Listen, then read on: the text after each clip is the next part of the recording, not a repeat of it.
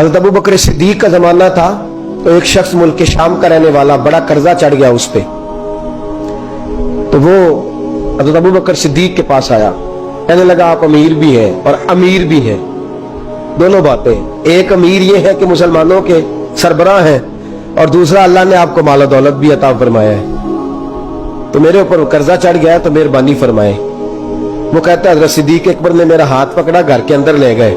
बाहर से दरवाजा बड़ा आला था, लेकिन घर के अंदर गया तो चारपाई भी कोई नहीं थी, खजूर की चटाइयां बिछी हुई थी, खजूर की छाल की, और वो भी फटी हुई। फरमाते सैयदना सिद्दीक अकबर ने बिठा लिया मुझे, और मुझे कहने लगे यार तुझे एक अजीब बात ना बताऊं? तो बताइए। फरमाने लगे 3 दिन हो गए मैंने अनाज का दाना भी नहीं खाया, खजूर के ऊपर गुजारा कर लेता हूं, मैं आजकल हालात मेरे ठीक नहीं है। लगा जी फिर मैं क्या करूं? तो आप फरमाने लगे तो उस्मान गनी के पास जा। किसके पास? शख्स कहने लगा जी मुझे तो बहुत सारे पैसे चाहिए। तो आपने फरमाया तेरी सोच वहां खत्म होती है जहां से उस्मान की सखावत शुरू होती है। तेरी सोच वहां तू जो सोचता है ना इतने मिलेंगे, तेरी खत्म होती है सोच जहां से उस्मान की सखावत शुरू होती है। तू जा। कहने लगा जी आपका नाम लूं? फरमाया जरूरत ही नहीं पड़ेगी। अजी मैं जिक्र करूंगा कि मुझे अमीरुल मोमिनीन ने भेजा। फरमाया जरूरत है, सिर्फ इतना तू जाके बताना कि मैं मकरूज हूं और रसूलुल्लाह का नौकर हूं सल्लल्लाहु अलैहि, इतना बताना कि मुसलमान हूं, मुस्तफा का गुलाम, बस, और किसी इजाफे की जरूरत है? कहा जी वो दलील मांगेंगे। फरमाया उस्मान खैरात करते तफ्तीशें नहीं करता, उस्मान अल्लाह की राह में देते हुए तफ्तीशें 10 रुपए देना और 100 बात सुनाना फकीर को, तुक तो नहीं ना? 10 रुपए और 100 किस्म के ताने ना दे तू मियां, चशम पोशी कर जा। तुझे किसने इजाजत दी है टटोलने की, खोलने की और क्रोधने की? ये हाल अगर तेरे साथ किया जाए, रब अगर तुझे टटोल के दे तो तेरा क्या बने? रब करीम अगर तुझे टटोल के दे के पहले बता नमाजें कितनी पड़ी हैं, सवेरे उठता है कि नहीं, तो तेरा क्या हाल होगा? तू टटोलता फिरता है 10 रुपए देने के लिए। हजरत उस्मान गनी की आदत नहीं। वो शख्स कहता मैं चला गया, पूछता पुछाता दरवाजे पे पहुंचा, दरवाजे पे दस्तक दी तो हजरत उस्मान गनी के अंदर से बोलने की आवाज है, अपने बच्चों को डांट रहे हैं। कहते हो यार तुम लोग शहद के अंदर, दूध के अंदर शहद मिला के पीते हो, खर्चा थोड़ा कम करो, इतना खर्चा तुमने बढ़ा दिया है। तुम दूध के अंदर दूध भी मीठा, शहद भी मीठा, एक चीज खा लो को बीमार हो, 2-2 चीजें इस्तेमाल करते हो।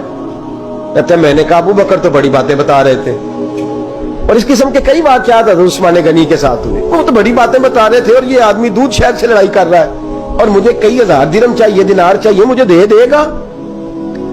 फरमाते अब वो डांट के बाहर आए, मैं दरवाजे पे था, आते कहने लगे मैं आया ना तो जब मैंने अस्सलामु अलैकुम कहा तो वो समझ गए मैं मुसलमान हूं। कहते वालेकुम कहा तो पहला जुमला उन्होंने जो बोला वो उनके बड़ेपन का मुजाहरा था। कहने लगे बच्चों को एक बात समझानी थी, आने में मुझे 1.5-2 मिनट लग गए, तू दरवाजे पे खड़ा रहा, मुझे माफ कर देना।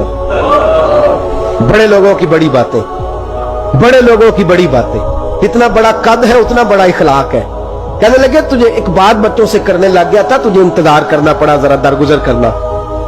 कहते हैं फिर उन्होंने दरवाजा खोला, जो उस वक्त उनका माहौल था हवेली का, ड्राइंग रूम का, जो भी, मुझे बिठाया। कहते हैं मेरे लिए जो पहली चीज आई वो दूध के अंदर शहद डाल के वो लाए। कहते हैं मेरे दिल में ख्याल आया घर में झगड़ा कर रहे थे, मुझे पिलाया, उसके बाद खजूरों का हलवा आ गया। कहते हैं मैंने कहा बच्चों को कह रहे थे एक मीठी चीज इस्तेमाल करो, मेरे लिए 3-3 आ गई है, 3-3 आ गई, अजीब शख्स है। कहते हैं मैं, लेकिन अभी मेरा तसव्वुर जमा नहीं, मैंने कहा इतना तगड़ा नहीं जितना हज़रत अबू बकर ने बताया है। कहते हैं खिला पिला के ना फिर पूछने लगे कैसे आए हो, कैसे आए हो? तो कहते हैं मैंने कहा कि जनाब मैं मजबूर हूं। आज बहुत सारे लोग हैं ना जिनके पास किसी की बात सुनने का टाइम ही नहीं, कहते मोटी मोटी बात करें, आखिरी आखिरी। हजरत उस्मान गनी पूरी खिला पिला के कहने लगे कैसे आना हुआ? कहते मैंने कहा जी मैं मुसलमान हूं, मुल्क के शाम के मुज़ाफात के एक गांव का रहने वाला हूं, कुछ कारोबारी मुश्किलात आई तो मैं मकरूज हो गया, मेरे ऊपर कर्जा है, मुझे कुछ पैसों की आदत है। फरमाने लगे मैंने कुछ पैसे कहा, उन्होंने एक आवाज दी तो उनका गुलाम आया, एक ऊंट के ऊपर लदा हुआ सामान लेके। किसके ऊपर? اونٹ کے اوپر. کہتا مجھے 3000 اشرفیوں کی ضرورت تھی, میں نے بتایا نہیں 3000 چاہیے. اونٹ آیا تو حضرت عثمان غنی کہنے لگے اس اونٹ پر تیرے لیے تیرے گھر والوں کے لیے میں نے کپڑے بھی رکھوا دیے, کھانا بھی رکھوا دیا اور 6000 اشرفیاں بھی رکھوا دیے. تو پیدل آیا ہے تو اب اونٹ لے کے جا. کہتے میں نے کہا حضور اونٹ واپس کون کرنے آئے گا؟ کہنے لگے واپس کرنے کے لیے دیا ہی نہیں تو تحفہ ہے تو لے جا. کہتے میں کہاں سے چلا تھا ڈھونڈتا اور مدینے میں آیا, اور جب مدینے میں آیا تو پھر اللہ نے جھولی بھر کے عطا فرمایا. کہتے میری آنکھوں میں آنسو آ گئے اور میں نے کہا حضور آپ نے تو میری ضرورت سے کہیں بڑھ کے نواز دیا ہے, مجھے معاف کیجئے گا. میں سوچ رہا تھا کہ دودھ شہد پہ گھر میں لڑائی ہو رہی ہے.